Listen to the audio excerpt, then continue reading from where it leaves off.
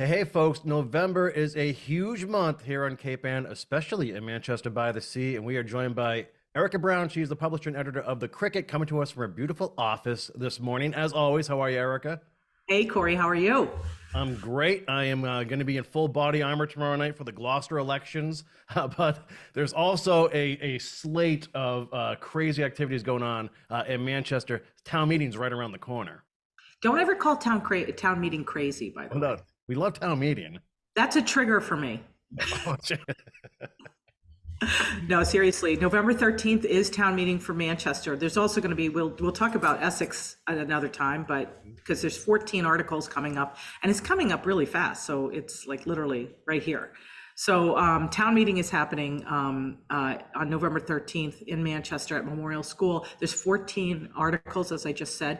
I'm going to group them into maybe three categories. One, I'm going to say boring, interesting, and then surprising. So there we go. So, and I don't mean boring in a bad way. I mean boring as in regular business. The And by the way, custodial if stuff. that's all that was happening, exactly. If that's all that was happening, we'd be in a good world. So there's the regular stuff that you'd see, which are financial. Typically, all the financial stuff happens at the annual town meeting, but sometimes there's things that aren't caught up. So we have a series of financial things. There's the smallest one that I find a little chuckling. Just I love the small town, governance. There's a $900 article that has to get passed because it's things that just sort of it's a stopgap for things that didn't get approved in time for the last town meeting. So it's just making up for lost time. But in all seriousness, there is voting to actually go ahead and acquire a fire department apparatus, which was already kind of approved. So that's not a surprise. One thing that came up that's interesting is $80,000 for a consultant to help Manchester with looking as a third party at the Manchester Essex Regional School District budgeting process for next year, which is really going to play out. And because I think everyone assumes that things are going to be tough next year because the can was kicked up the road for this year. And guess what? It's here, it's coming up. And so they are going to pay $80,000 to a consultant to help with the process of being able to navigate that. I think that's going to, let's hope cooler heads prevail on that front. Anyway, moving into sort of the interesting kind of, and by the way, let's keep with sort of cooler heads prevailing in this next category of articles, and that is the Manchester Community Center. There's been a lot of activity. We've talked about this a couple of times. I have restrained myself from talking about it literally because I know one thing. I know that a lot of the rhetoric that has been kind of rifling around on Facebook and just in social media in general it's been wrong, actually. It's been incorrect. Number one, there was this big flare up of kind of sort of, in my opinion, people saying this is the MBTA zoning overlay district asserting itself. They're going to build a high rise at the train station where the Manchester Community Center is, and those poor community center people, it's like clubbing a baby seal. They're going to be out on their ear. That is not true. and it looks like it's not true from the article on town meeting article. The town is going to put forth an article to approve a lease by the town for the community center with Harbor Point Condo Association. Okay. To continue using it as a community resource. I don't know, I'm sure I don't know what it'll be called, but it'll be functionally a community center. Whether it'll be called that or not, I don't know. But hopefully that gets approved. And if it does, it's going to be really good news in terms of having public bathrooms that are going to help. You know how public bathrooms have been a big kind of controversy because of downtown businesses feel that parking and bathrooms, public bathrooms, prevent us from having a friendly posture for visitors to come and shop and stay in and spend their money in Manchester and help our downtown businesses. So that's going to help with that. But there's also going to be a senior center functionality that's going to be able to be there. We'll be able to continue doing all the fun stuff for community center stuff. So, and I think that also includes, it conceivably includes the existing community center people and organization being able to use that facility as well. So if you just remember what had happened and what triggered this entire thing was the fact that the lease was ended by the condo association for the Manchester Community Center. And it was really kind of a tough thing to navigate because the community center for decades paid no rent to be there.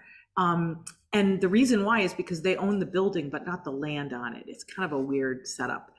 And then they started paying rent several, years ago. And then finally, they just couldn't come to a point where they could come with a reasonable rent. They were paying about, somebody from the organization said it was about $250 a month. So that's really what we're talking about. $250 a month they were paying, which was not enough to kind of cover the cost.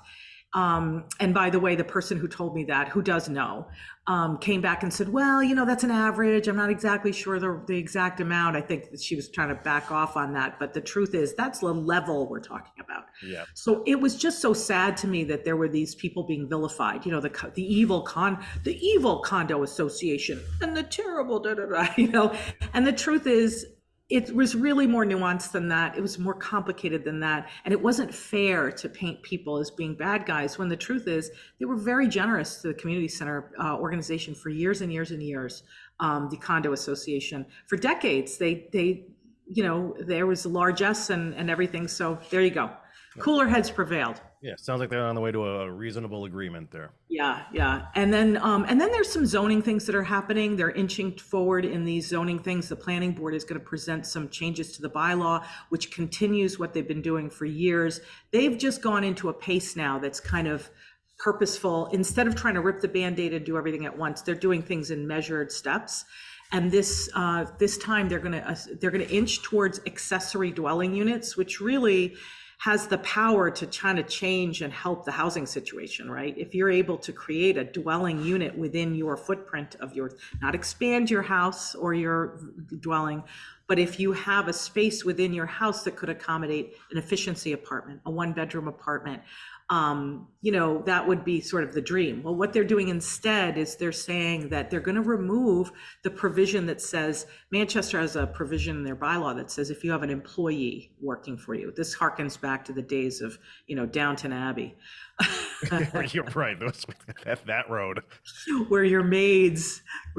Well, all those units are being happily and very quietly rented for income by the tonier sets of people in Manchester. And they don't say a word about it. They've got an apartment. They say, oh yeah, and it's my employee apartment. Guess what? They're renting it out. And they're renting it out because they need the money. I love that. Or they want the money. Doesn't matter. I mean, so anyway, those people are going to all be able to come in from the cold because they're going to remove the employee provision and you're going to be able to have it if it's family. So that kind of liberalizes things a little bit and it starts to get people in the right area. Then the last thing is really about parking. They want to add some parking on Beach Street going towards Singing Beach because they're going to put in they're going to take away parking actually by the Harbors Point Condominium Association and Reed Park to allow access for people to get across the street to like Bravo, Pizza, Bravo by the Sea, or the liquor store, or the community center, or the train. So it'll make it a little easier. So that's it. And then finally, do we have time for one last category? We do. Cherry on top. Here it comes. I'm waiting. Okay, this is like the surprises, right? And that is the citizens petitions, because you can, with the signature of certain number, I think it's 200, I hope I'm right. You can go ahead and put something on the ballot yourself as a citizen. So there are 3, I think, or 4 citizens petitions. One of them is going to be moot, by the way. It's the Manchester Community Center organization looking for the town to ask the town to take over the building and the property under the building by eminent domain, which, by the way, is a complete non-starter, I believe. I'm not a lawyer, but I'm pretty sure that a private corporation can't trigger eminent domain, which is usually used. I mean, eminent domain is when you take by force private property. The government does for the use of a common good that can't be found elsewhere, like a road, like the 128, they took over property by eminent domain because they're building a highway. And they're like, we can't do anything else. We can't build a highway somewhere else. We got to build it here. So when you don't have another choice, so they were trying to do eminent domain. My guess, that's dead on arrival because of the lease that I just talked about. So ixnay on that. Ixnay on the Immunity Center K. Hello. Anyway, so that's gone, I think. But who knows? Who knows? Let's wait and see. It might be a surprise. Anyway, the other two are kind of zoning related, and one of them, and they both come from Karen Bennett, who ran for select board last year. She's the citizen who actually made this happen. And by the way, there was a technicality with her citizens petitions where she didn't get them in on time. The citizens petition, there was like she didn't submit them like by a day or something like that, but the select board, I think, overlooked that and they allowed it in anyway. The first one has to do with zoning, and it makes it much more restrictive to pass zoning. It makes it harder to create zoning. Right now, you have to pass zoning changes at a town meeting. We've been doing it for years, right, with the zoning bylaw. So a vote at town meeting, you show up, you get informed, and you vote, and it passes or not. And whether or not there's a ton of people, it doesn't matter. Fun fact, in 1990, Manchester changed its name from Manchester to Manchester by the Sea, right? It was a citizen's petition, and it passed by 100 votes. 100 people showed up, just under 100, and passed a change to the name of our town that is permanent, right?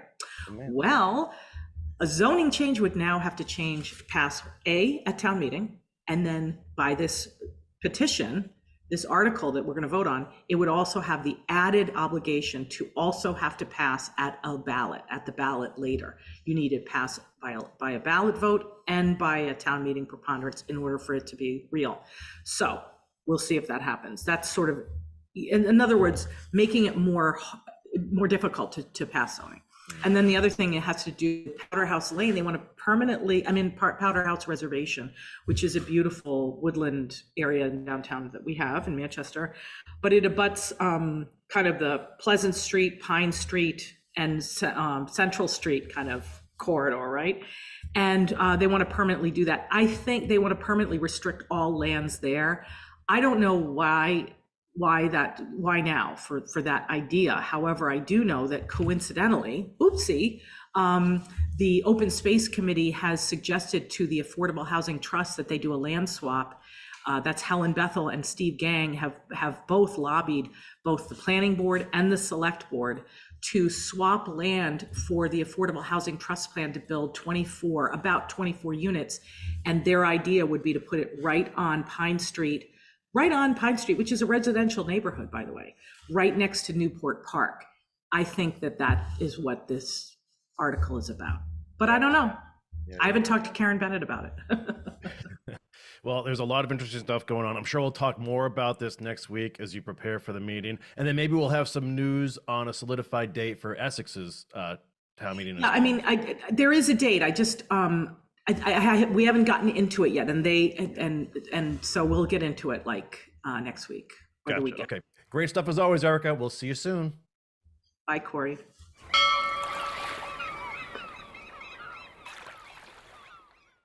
Interested in a sponsorship?